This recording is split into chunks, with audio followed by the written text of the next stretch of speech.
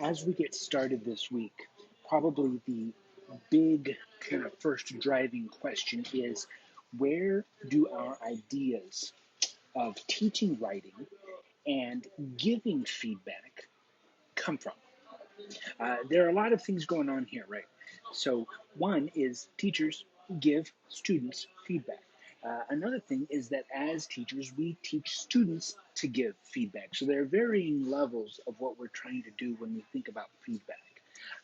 And so, where do those ideas come from? For many people, we kind of teach in one of two ways. We teach as we were taught, or we deliberately teach completely opposite. You either had an amazing teacher and you're like, I want to be like that person, or you had a horrible teacher and you're like, I don't ever want to do that.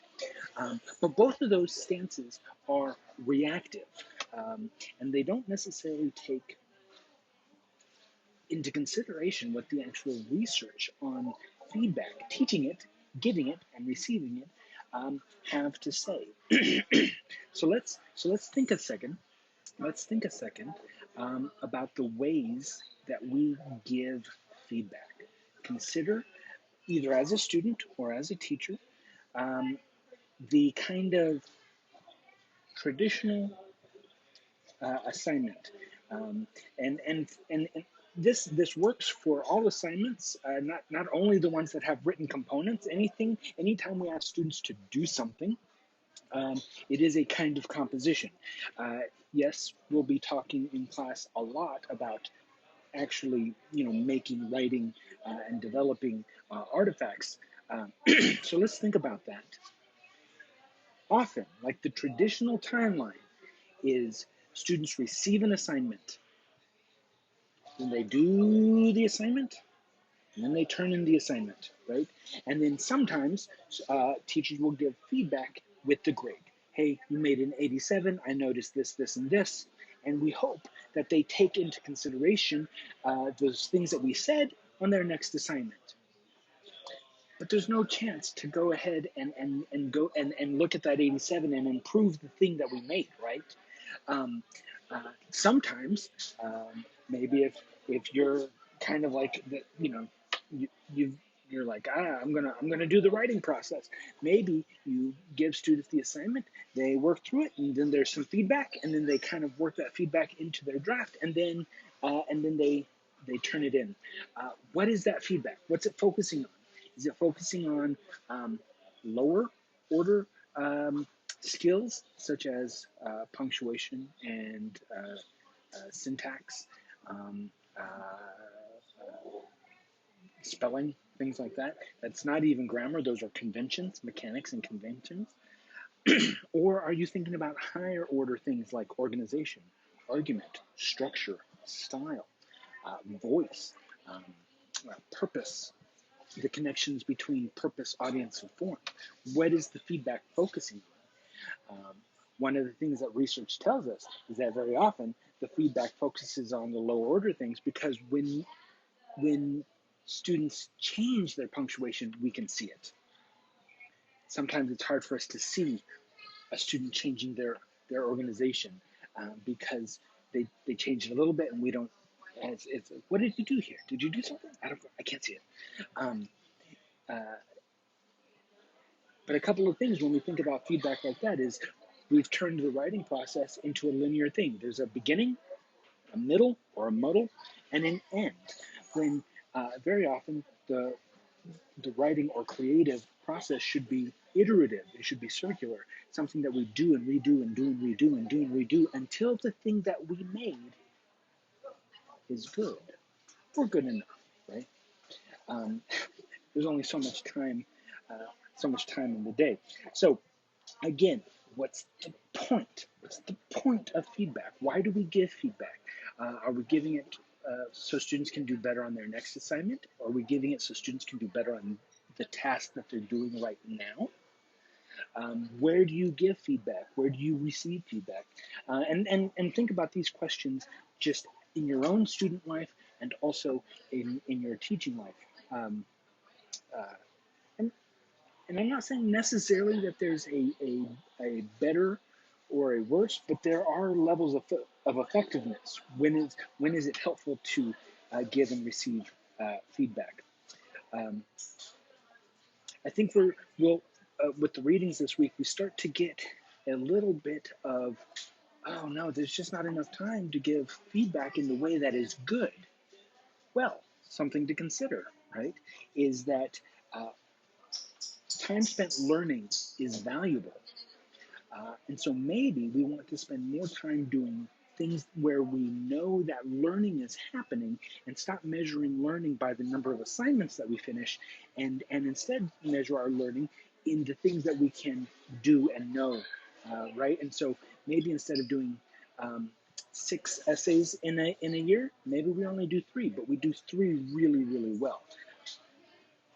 That's an idea that we'll kind of confront and struggle with and work on and work toward throughout the remainder of this term. The readings this week, and you should read them, obviously. Uh, Here's just a hint, right? Some of the things that we'll be working on, or that the readings kind of ask us to sit with, and that's a good academic term, to sit with. This whole semester, and I hope in your whole degree, you'll confront ideas that are new. Sometimes they're uncomfortable. Sometimes they're difficult. Um, Sometimes they're what we call wicked. A wicked problem doesn't mean evil. A wicked problem is a problem that doesn't have one obvious solution. There are many ways to tackle it. So go Google wicked problem and learn all about that.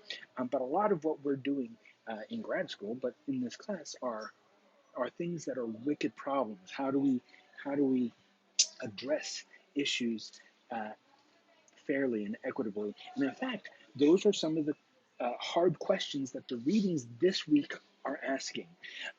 Asking questions like, what are we doing when we give feedback? Physically, what are we doing? What questions are we asking? How much are we marking up a paper? Where on the paper? Are we putting it in the margins? Are we putting it at the end? Are we putting it at the beginning? All of this stuff matters. Are we saying it out loud? And so on. So, what are we doing when we give feedback? How are we giving feedback? Um, how might the feedback we give be supporting systems of injustice, disparity, and unfairness? Um, this is one of those tough questions, and it's an uncomfortable question. Is it possible that sometimes the things that we ask students to do, even when they're well intentioned, actually end up supporting systems uh, that are harmful? Think about it. Think about it. Sit with it. Reflect on it. And another question is, if so, how can we overcome that? How can we give feedback in a way um, that is fair, that is equitable, um, but is also helpful? Um, Very often, what we want to do is we want our feedback to increase the student's level of buy-in, autonomy, engagement with the content. But what often happens is our feedback becomes a set list of tasks that they must accomplish in order to get an A or some such thing. And so how do we revise our feedback so that what we're doing is directing students to do good work rather than do our work? Crazy. So these are just quick introduction to the readings this week. Some things to think about as you work through this week. Remember, the structure of the course is it's a classic scaffold. So the things that matter this week also matter next week, and so on and so on. We're building towards something. So as you struggle and sit with and answer these questions this week, continue to think forward. Where's this going? Where is this going? And as we hit next week and the week beyond, think where did we come from? How does what mattered back in week 1 continue to matter today? All right. If you've got questions, if you've got comments, I want to see your notes on the class notebook, on the class note sheet. And if there are other things that you want to kind of work through or talk about, send me an email. We can set up a Zoom meeting, or we can just go back and forth uh, chatting online. Um, Good luck this week. I really look forward to your reading responses and getting to know you.